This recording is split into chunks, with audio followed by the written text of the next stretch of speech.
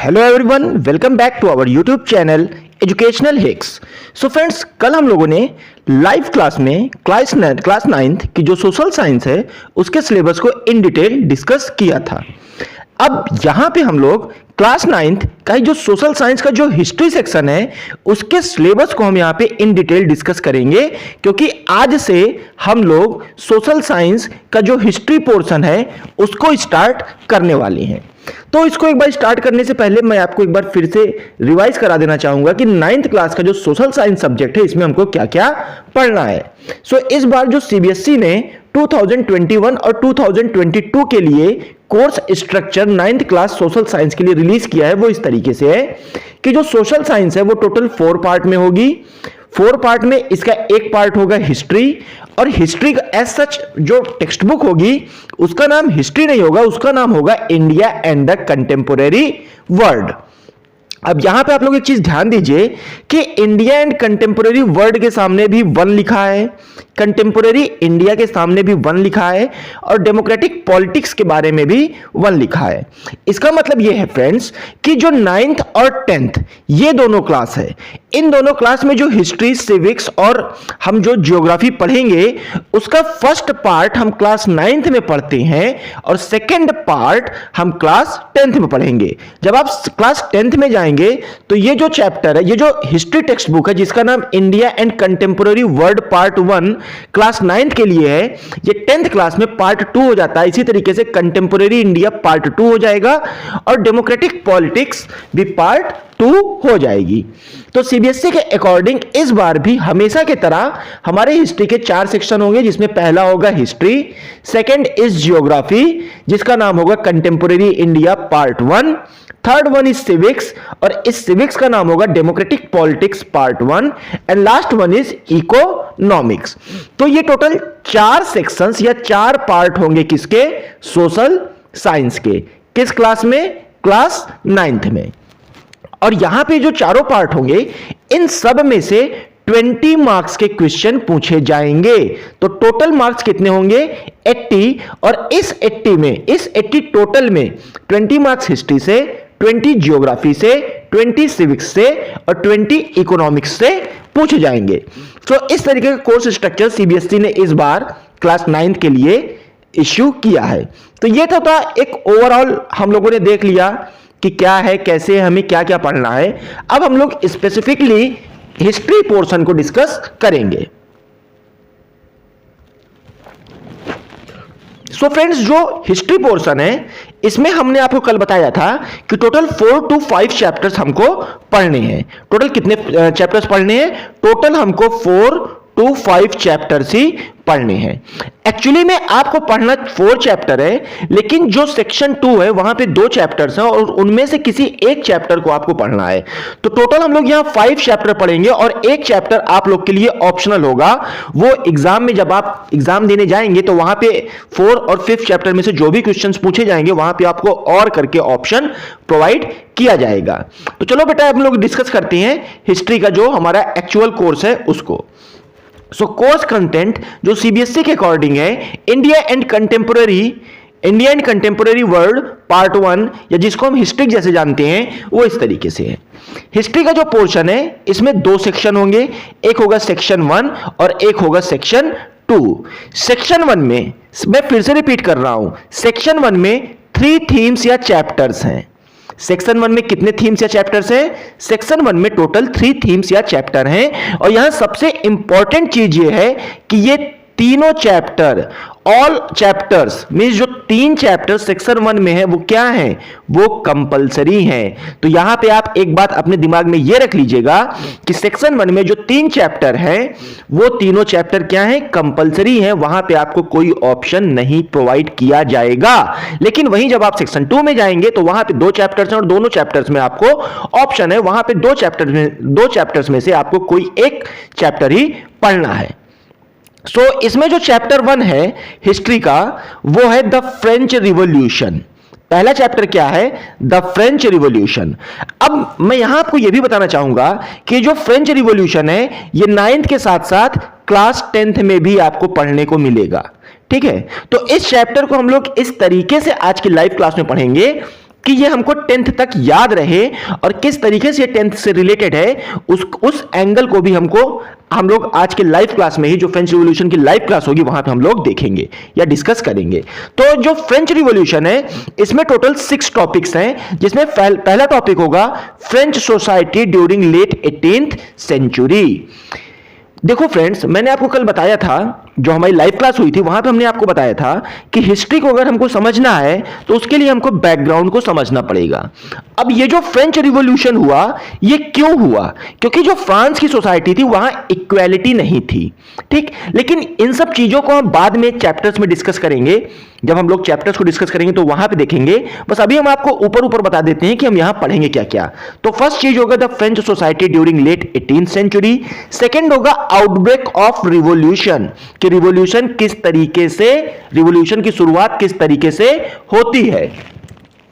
उसके बाद हम लोग डिस्कस करेंगे France abolishes monarchy and becomes a Republic.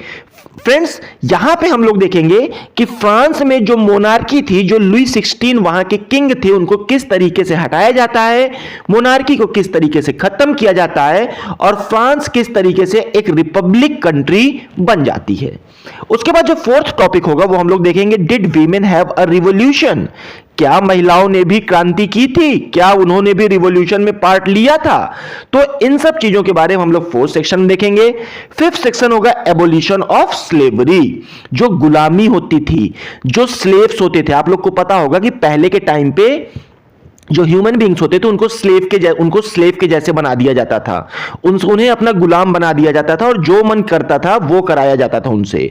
तो फ्रांस में इस स्लेवरी को भी खत्म किया गया। इसको हम फिफ्थ सेक्शन में पढ़ेंगे और लास्ट में हम पढ़ेंगे रिवॉल्यूशन एंड एवरीडे लाइफ। तो इस तरीके से ये जो फ्रेंच रिवॉल्यूशन होगी इसमें टोटल 6 सेक्शंस होंगे और इन सभी सेक्शंस को हम एक एक करके काफी अच्छी तरीके से समझेंगे, पढ़ेंगे और देखेंगे कि क्या है फ्रेंच रिवॉल्यूशन। और इसकी लाइव क्लास आज शाम से ही स्टार्ट हो रही है। इसके बाद हम लोग का जो चैप्टर 2 होगा वो होगा socialism in Europe and Russian revolution. अब सोशलिज्म क्या है फ्रेंड्स, अभी के लिए बस आप इतना जान लीजिए कि सोशलिज्म एक आइडियोलॉजी है। और आइडियोलॉजी क्या होती है? आइडियोलॉजी ये साइंस ऑफ आइडियाज या set of ideas. So ideas का सेट या फिर आइडियाज की साइंस ही क्या कहलाती है? आइडियाज। तो सोशलिज्म अभी के लिए आप इतना जान लीजिए कि ये एक आइडियोलॉजी है। ये यूरोप क्या है? यूरोप एक कॉन्टिनेंट है।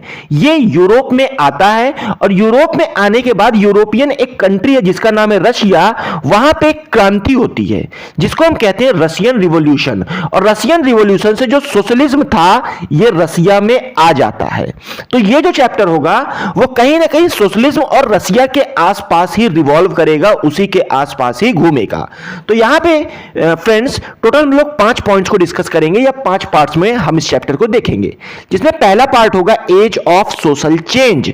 सोशल चेंज मतलब सोसाइटी किस तरीके से चेंज होती है। एक ऐसा टाइम था यूरोप में जहां पे सोसाइटी में चेंज आ रहे थे, तो उन सब चीजों को हम यहां पे डिस्कस करेंगे। रशियन रिवॉल्यूशन हमारा सेकेंड टॉपिक है, बहुत इंटरेस्टिंग टॉपिक है, हर बार यहां से क्वेश्चन पूछा जाता है। आपका चाहे आपका फाइनल एग्जाम होगा, आपका हाफ ईयरली होगा, आपका यूनिट टेस्ट होगा, वहां पे ये रशियन रिवॉल्यूशन पूछा जाएगा। उसके बाद हम लोग पढ़ेंगे फरवरी रिवॉल्यूशन इन पेट्रोग्राड, ठीक। उसके बाद हम लोग देखेंगे what changed after October. Actually हुआ क्या था कि अक्टूबर में एक रिवॉल्यूशन हुआ था और उसके बाद चीजें किस तरीके से बदली, क्या क्या चीजें बदली, ये हम लोग फोर्थ टॉपिक में डिस्कस करेंगे। और लास्टली हम लोग डिस्कस करेंगे global influence of Russian revolution and USSR. मतलब यहां पे हम क्या देखेंगे? यहां पे हम देखेंगे कि जो रशियन रिवॉल्यूशन था वो पूरे वर्ल्ड को किस तरीके से इन्फ्लुएंस करता है या किस तरीके से प्रभावित करता है। और उसके बाद हम लोग USSR, union of Soviet socialist Republic, इसके बारे में भी हम लोग डिस्कस करेंगे। तो इस तरीके से हमारा चैप्टर 2 में हम ये 5 चीज डिस्कस करेंगे। अब चैप्टर 2 के बाद आएगा हमारा क्या? चैप्टर 3। अब चैप्टर 3 में हम क्या क्या डिस्कस करेंगे, चलिए देखते हैं। सो चैप्टर 3 जो है ये रिलेटेड है Nazism and rise of Hitler से। ठीक। तो नाजिज्म क्या है? नाजिज्म मैं आपको फिर से बताऊंगा कि ये एक आइडियोलॉजी है। किसकी आइडियोलॉजी? हिटलर की आइडियोलॉजी। तो यहां पे हम इस नाजिज्म आइडियोलॉजी के बारे में डिस्कस करेंगे और देखेंगे कि हिटलर जिसकी वजह से सेकेंड वर्ल्ड वॉर हुआ था, जिसकी वजह से सेकेंड वर्ल्ड वॉर हुआ था। अब ये सेकेंड वर्ल्ड वॉर का टाइम पीरियड क्या था, ये किस ईयर से किस ईयर तक लड़ा गया था, इसको आप लोग कमेंट सेक्शन के थ्रू हमको बताइएगा।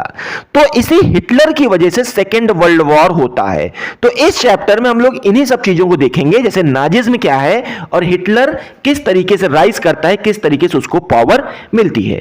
तो ये चैप्टर भी 5 पार्ट में डिवाइड होगा, जहां पे हमारा पहला टॉपिक होगा बर्थ ऑफ वीमार रिपब्लिक। वीमार क्या है? वीमार एक प्लेस है और यहां पे एक रिपब्लिक का जन्म होता है जिसे कहते हैं वीमार रिपब्लिक।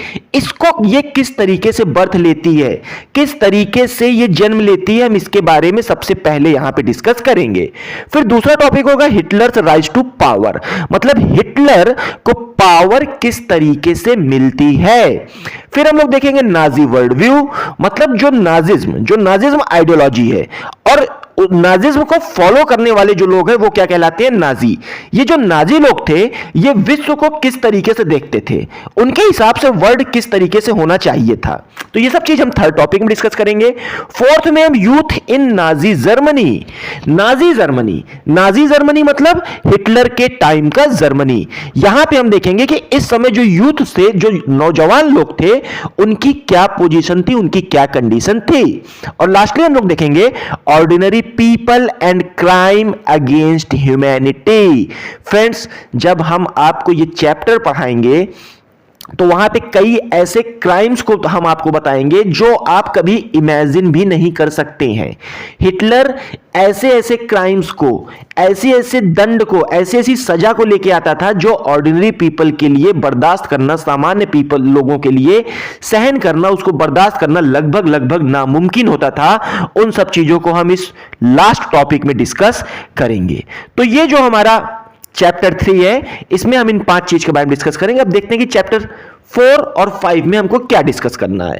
तो हमने अभी आपको बताया था कि वो सेक्शन 1 था। सेक्शन 1 में टोटल कितने चैप्टर्स थे? सेक्शन 1 में टोटल 3 चैप्टर्स थे और ये जो 3 चैप्टर्स हैं ये सब क्या हैं? ये सब है कंपलसरी, मतलब इसमें आपको कोई ऑप्शन नहीं मिलेगा। लेकिन जो सेक्शन 2 है, सेक्शन 2 का नाम क्या है? लिवलीहुड्स, इकोनॉमीज एंड सोसाइटीज।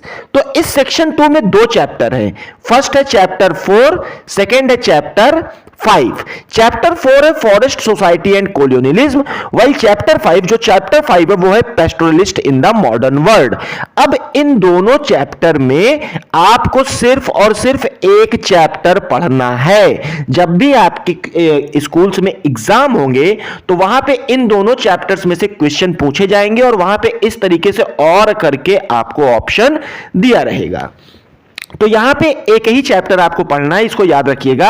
चाहे आप फॉरेस्ट सोसाइटी एंड कोलोनियलिज्म पढ़ लो, चाहे आपका मन करे तो pastoralist in the modern world पढ़ लो, लेकिन हम लोग इस प्लेटफॉर्म एजुकेशनल हिक्स पे दोनों चैप्टर्स को डिस्कस करेंगे ताकि किसी भी स्टूडेंट को, किसी भी बच्चों को कोई प्रॉब्लम ना हो। तो फॉरेस्ट सोसाइटी एंड कोलोनियलिज्म इस चैप्टर की अगर हम बात करें तो इस चैप्टर में टोटल 3 पॉइंट्स हैं और जो लास्ट चैप्टर है उसमें भी टोटल 3 पॉइंट्स है। सो डोंट वरी, ये बहुत ही इजी चैप्टर और बहुत ही छोटा चैप्टर होने जा रहा है। नॉर्मली हिस्ट्री के बाकी जो चैप्टर्स हैं वो काफी लेंथी हैं। तो chapter 4 forest society and colonialism में हम लोग पहला टॉपिक पढ़ेंगे वाई डिफॉरेस्टेशन। आप लोगों ने 8th क्लास में डिफॉरेस्टेशन के बारे में पढ़ा होगा। अगर आपको डिफॉरेस्टेशन की डिफिनीशन अभी याद है तो आप उसको कमेंट सेक्शन के थ्रू हमें बताइए। तो पहला टॉपिक हम देखेंगे कि डिफॉरेस्टेशन क्यों आता है। उसके बाद हम लोग देखेंगे राइज ऑफ कॉमर्शियल फॉरेस्ट्री।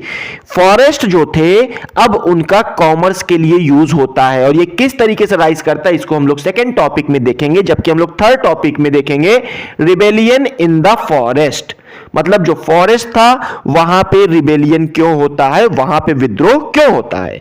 और लास्ट टॉपिक हम लोग चैप्टर 4 में देखेंगे forest transformation in Java.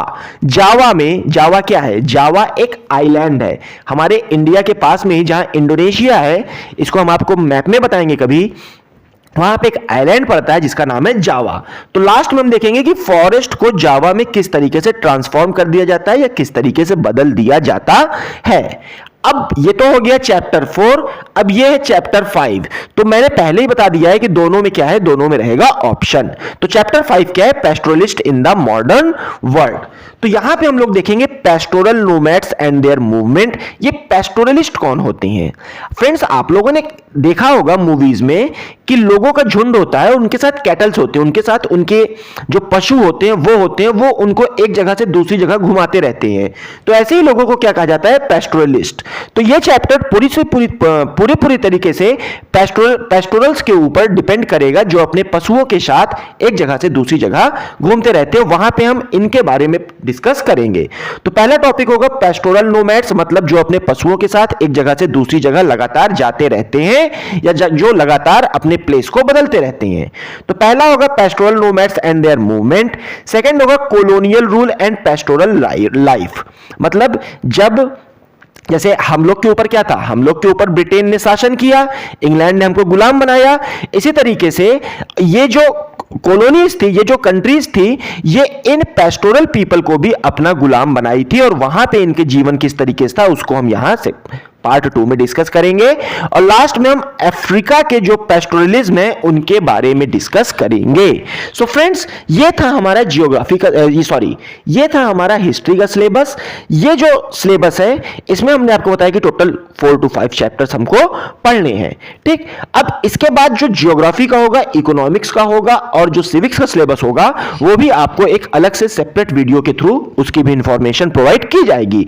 So friends, time हो गया चलने का, लेकिन चलने से पहले मैं आप लोगों से यही कहूंगा कि अगर आपको यह वीडियो अच्छा लगा है तो इसको लाइक करिएगा, इसको अपने फ्रेंड्स के साथ शेयर करिएगा, और जो भी लोग पहली बार हमारे इस YouTube प्लेटफॉर्म एजुकेशनल हिक्स पे पहली बार विजिट कर रहे हो वो हमारे इस YouTube प्लेटफॉर्म एजुकेशनल हिक्स को सब्सक्राइब जरूर करेंगे। सो फ्रेंड्स, अब हम लोग इसके बाद आएंगे एक सेकंड वीडियो के साथ, और उस सेकंड वीडियो में हम लोग जियोग्राफी के सिलेबस के बारे में डिस्कस करेंगे। Okay friends, bye, take care, घर पे ही रहिएगा।